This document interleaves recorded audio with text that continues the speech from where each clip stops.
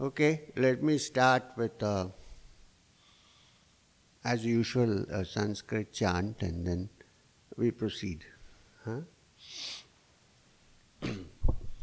Om Akhanda Mandalakaram Vyaptam Yen Characharam Tatpadam Darshidam Yen Tasmai Shri Gurave Namaha Ajnanatimirandasya Jananjanam Shalakaya Chakshurumilitam Yen Tasmai Shri Gurave Namaha Gurur Brahma, Gurur Vishnu, Gurur Devo Maheshwara, Gurur Sakshat Parabrahm, Tasmai Shri Gurave Namaha.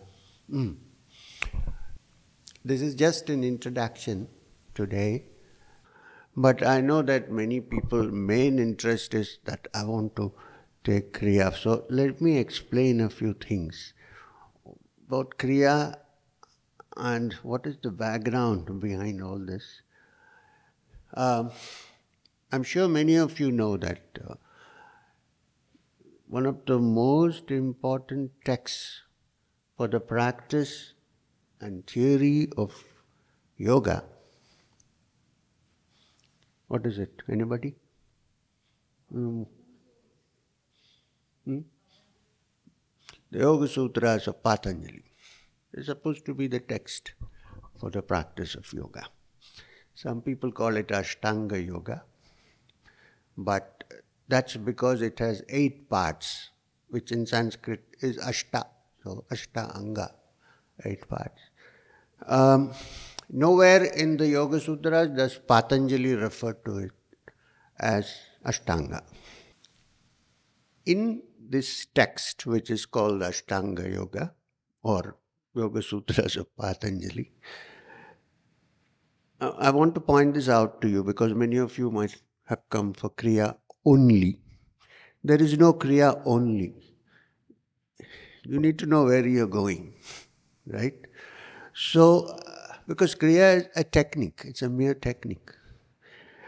Not mere technique, my parampara, so I need to defend it, it's a technique. Now,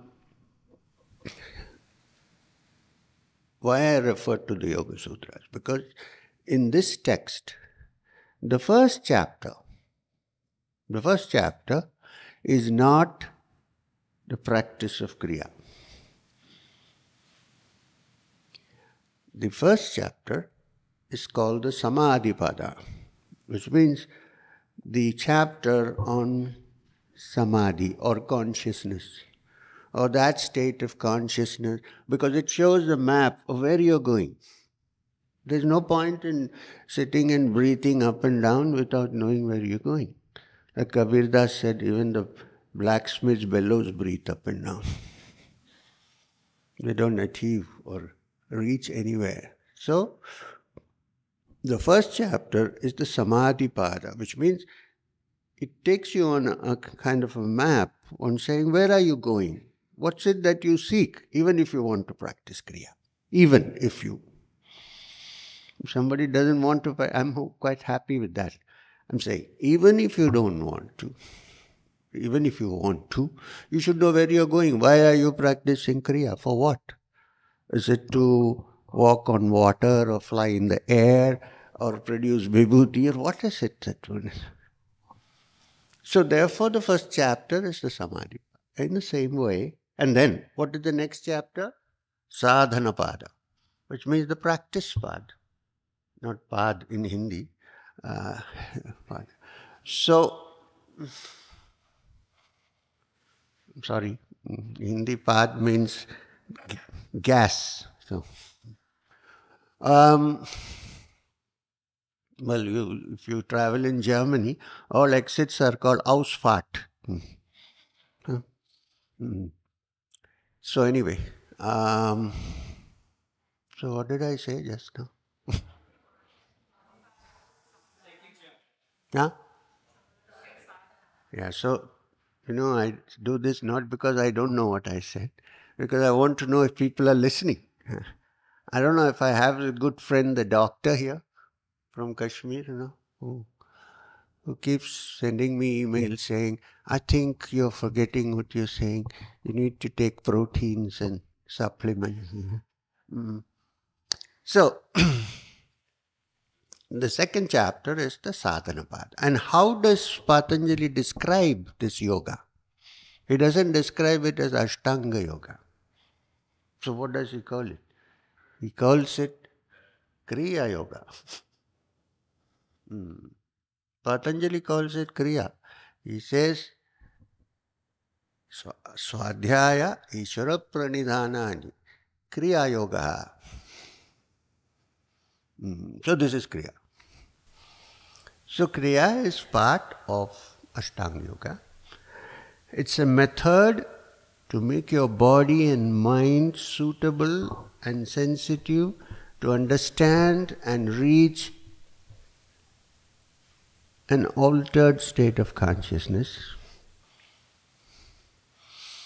from the gross to the subtle, to the subtle, to the subtler, until you reach the end of the journey, where you reach something which, unlike other ends of the journey, is endless.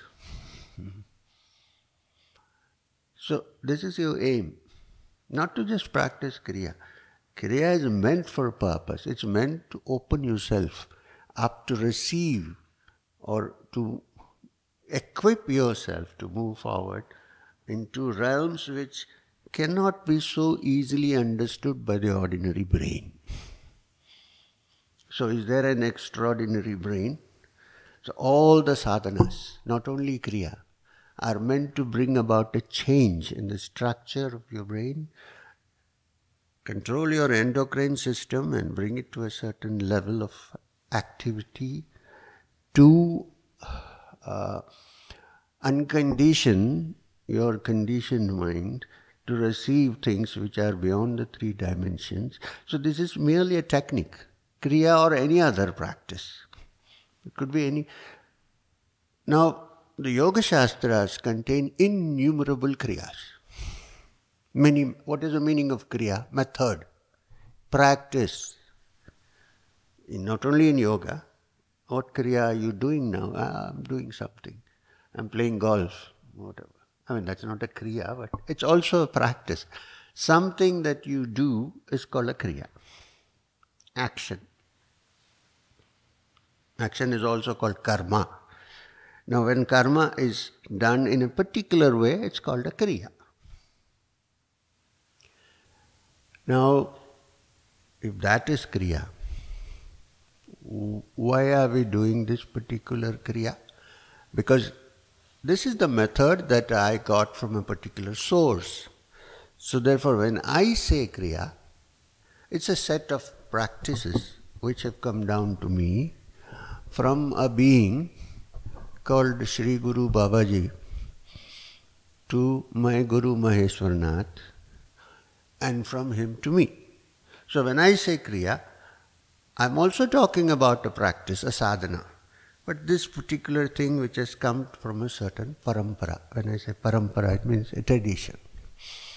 This is what I mean by Kriya Yoga. Please don't forget that there are many kinds of Kriyas in Yoga Shastra. Not just one kind of Kriya. Right? Is that clear? So, what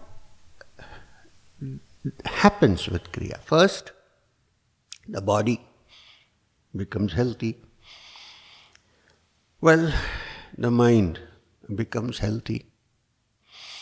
And then the mind, a healthy body and a healthy mind acquire the capacity for one-pointedness. And with one-pointed attention, you go deeper into the layers of your consciousness. And when you do that, you finally reach the source of it, if you reach at all. You reach the source of your consciousness. That was one of the questions they sent me. If it takes many lives, so what is the point? I say, if it takes many lives, start now. Who knows? I'm sitting here and talking to you. You think I didn't go through it for many lives? I didn't fall from heaven. Right? If there is a heaven, well, I didn't fall from there. I also went through the whole thing and then found that. And anybody who is seriously interested in any research, forget about Kriya and soul research and meditation and consciousness, knows that it takes time, we need to work, you need one-pointed attention, you need to be free from distractions. Understood, right? Someone who is completely different from what we are teaching here, who wrote economic-based philosophy called socialism, Marxism. Karl Marx worked for 20 years in the British Library researching. And if you think you can do in 1 week Kriya, then you are mistaken. Now, the question again repeated, where are we heading? Why do we want to do Kriya? So as I said, physical well-being, mental well-being, from there on to the entry into the different levels of consciousness, which luckily for us are in us. You don't have to go anywhere else. And then as you go in, you discover that you are not this little limited consciousness which you think you are, identified as only me, but is an all-pervading consciousness which is part of you, me, and all one. So finally you reach a stage which the yoga literature, yoga darshana, calls Kaivalya, which means Kaivalya comes from the word Kevala, which means one, only one. So Kaivalya also means alone, but alone also means all one. This is where we go. Right? So this is the practice of Kriya. So naturally, like any other scientific experiment, you need laboratory conditions. In the laboratory conditions are the rules and regulations of life, yama niyamas, to be followed. You cannot achieve anything even in a lab without following those conditions. Right? So you need to follow some basic rules and regulations to move forward, to dwell deep into your mind, to find what is inside. This is the practice of Kriya. So regular practice of Kriya is essential to reach anywhere. Patanjali calls it Nairantarya Abhyasena, regular practice, continuous practice. So, once you do that, and your mind is open and clear, you open up centers which have normally not functional in most human beings. Are there centers which are not operated normally in human beings? Are there some centers which can be opened, which can be made functional? If this can be made functional, then you enter into a new vistas, which you cannot imagine in this three-dimensional existence. And the good news is that we are all capable of doing that. Well, today or tomorrow, I must add that, but we are capable of doing that. It's built into our system to find that. So, this is why we are here. Let me also add that to practice Kriya and to take up the study of your consciousness, you don't have to change your robes, you don't have to change your hairstyle, you don't have to walk around like, I don't want to say anything. You can be normal like you and me. You don't have to mat your hair. You know, it's very difficult to keep it clean. But then if you sit far, nobody will smell it, so it's okay. You can be normal like everybody else. This is another reason why I'm here. Babaji specifically sent me out and said, be normal, at least act normal. I'm not normal, huh? I'm a little, I don't know, subnormal or abnormal, but at least act normal, be like everybody else. Give them hope that they can have a decent haircut and still carry on with their lives. So this is what we are going to learn here. There's another thing I want to mention, which is I don't want you to think that just because I am there, your Kriya will advance by itself. You need to practice. I want you to consider me like any other human being, maybe a little off his nuts, but a normal, general human being, and not think that you can reach there by worshipping me. I want to avoid all cults. If you think you still want to have a cult, this is not the place. No. We need to get out of here and see fresh land somewhere else, pastures. So, I'm being very clear. Of course, when somebody teaches something, you have certain respect for. I agree with that. It's okay. I don't mind even if that is not there, but that is natural. But not more than, suppose you need to go to Dallas from here, and I'm standing there, and you come to me and said, "Sir, can you show me how to go to Dallas?" What can I do? I should, if I know. Well, if I don't know and start instructing you, that is the worst scenario. But suppose I know, and I say, go this way, then turn this way, then go straight, and you'll find the boat, turn right, left, you'll reach Dallas. Okay. Now, if you need to reach Dallas, what would you do? Go on the same path, drive, or you can't walk, of course, obviously, but or would you stay there and garland me and do arati to me? Will you reach Dallas? No. You need to move. Right? So these are some things, basic things we need to settle. Plus, Kriya Yoga, like any other yoga system, deals not only with your body and your muscles, it also deals with your endocrine system. You know, the ductless glands, which are the master glands that control your body.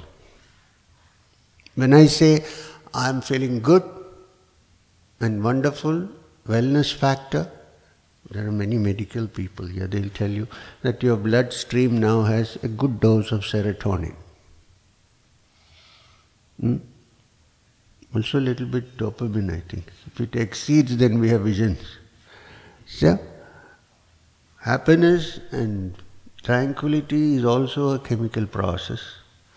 And yoga is the process of how to control this voluntarily.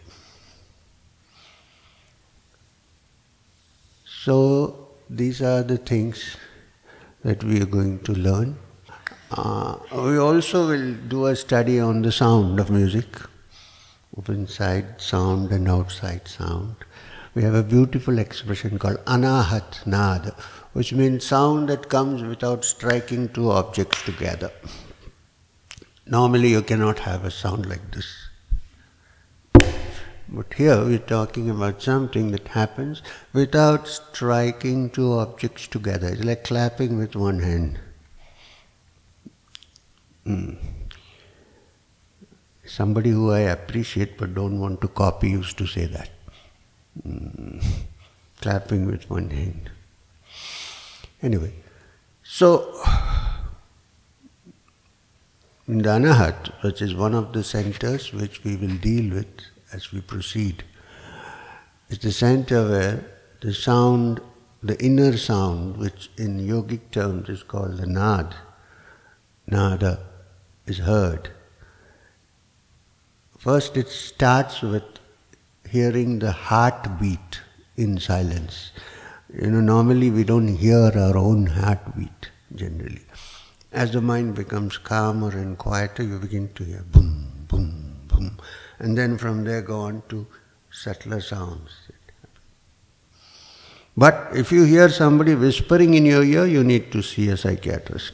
We are not talking about that. Okay. So, this is what we are going to do for the rest of the days of the retreat.